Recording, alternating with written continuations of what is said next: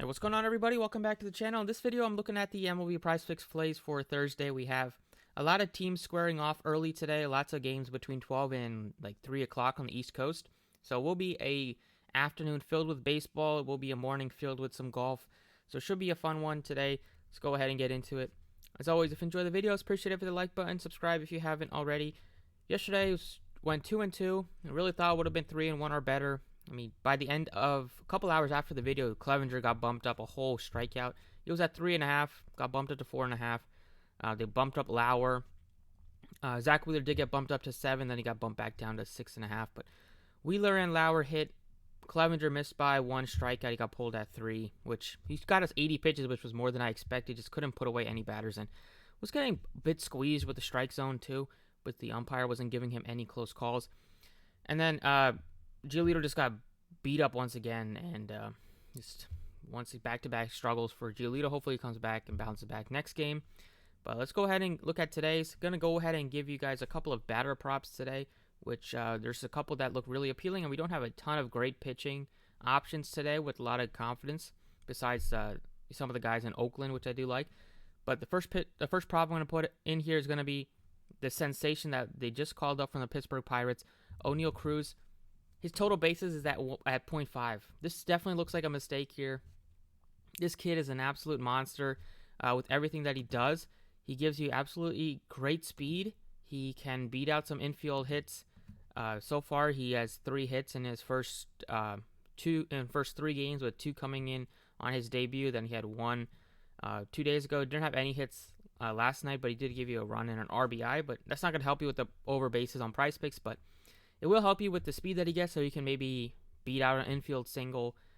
They do have a decent total today. It is lefty-lefty, so maybe he's not in the lineup for the Cubs today. But if he's in the lineup, I'll still like to take a shot on ONeil Cruz. Hopefully they still play him, because even though it is lefty-lefty, the wind's blowing out a bit. We could see Steele not last more than a couple of innings if it happens to be a high total game like last night was, where both teams put up north of a dozen runs. So right now, ONeil Cruz, if he's in the lineup, that's going to be the first prop I go with. Second prop is going to be Frankie Montas over 34.5 fantasy. I think you can consider strikeouts as well, but this one is just a bit safer, I would say. He hasn't really hit his strikeouts too often, although he has kind of crushed the Mariners over the last couple of years in terms of just striking them out. He's hit this in the 3 games that he faced off against Seattle last season. And this year he's been a bit underwhelming with the strikeouts at times, but it's still a great matchup against Seattle. They strike out a ton against right-handed pitching. They brought in Justin Upton, who strikes out 30+% of the time as well, going back to his career. So it is one prop that I don't mind if you want to take the strikeouts, but I also think he can easily coast with the fantasy score. This one is going to be one of the, if not the lowest total on the board today. And with 3.8 for the Mariners, 3.4 for the A's, we could see this one be a potential nerfy that you consider. But there are going to be some righties and some lefties that he's going to consider in the lineup. But for Frankie Montas, it's not too much of a battle here. He's good against both sides of the plate in terms of strikeouts. There's not a huge difference from one side of the plate to the other. He's striking out lefties 27%, striking out righties 25%. And there's a ton of strikeouts in the middle of this order. A couple of guys north of 30%, with Trammell at 38, Upton at 31, and the catcher Raleigh at 32, 33. And then you even have a couple guys right almost at 30 with Rodriguez and Suarez. So lots of strikeouts in this lineup. I like the Montas prop a lot at 34.5. The second one I'm going to go with is going to be from the same game, and I think Robby Ray, you can take his strikeouts or take his fantasy score.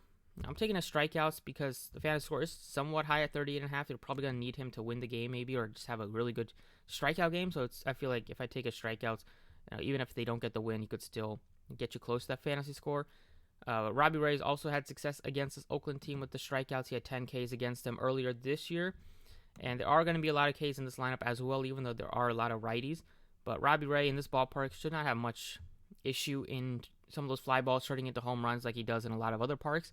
But lots of guys that you probably haven't heard of entering this season, like Allen and some of these guys, just they're not very used to playing a lot, just minor league guys. And now with Oakland just tanking for a while, or for this season and probably next year as well. You're going to get a lot of these young guys that will strike out a lot, and at the big league level, they just don't have a ton of at-bats, like 7 at-bats for Birdie, 70 for Bancourt, who does have some upside, and then like 12 for Allen here. If you look at Robby Ray, he has 32% strikeout rate against lefties, 30% against righties.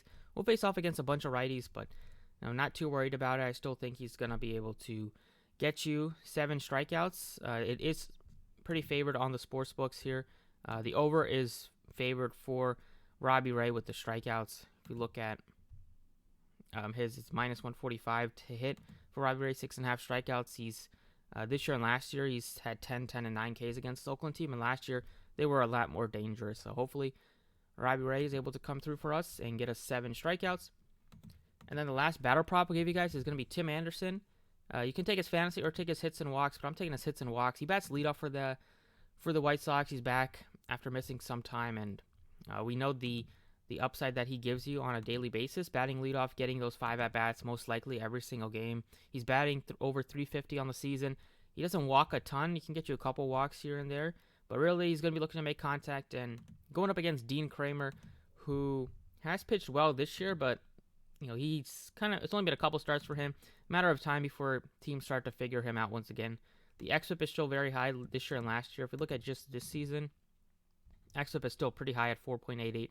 The strikeouts are just not really there, and it's a matter of time before he continues to get lucky with some of those balls in play, just not doing any damage. But he really doesn't throw that much of a fastball. It's like 93.4%. That's his main pitch. Then sometimes he'll throw the fastball cutter.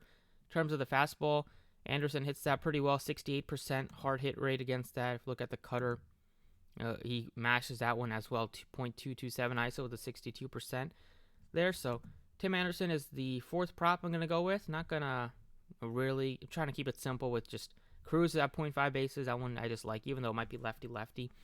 But he just gives you so much upside. Hopefully still in the lineup, which I do expect. Gives you great defense. Gives them great defense as well. I'm going to target the pitchers from the lowest total game on the slate with Montas and Ray. They are a couple of the better pitchers on the slate. Not a great slate for pitching. And then Tim Anderson over hits and walks. And then last prop, if you wanted to make it a 5, would be taking the Nerfy in this A's-Mariners game if you wanted to do that as well. That one is also juiced on the sportsbook. It's like minus 172, but that is what I got for you guys today. Over half a base on ONeil Cruz, over 34.5 fantasy. Frankie Montas, over 6.5 Ks for Robby Ray, and over 1.5 hits plus walks for Tim Anderson. Best of luck today, and I will see you all next time.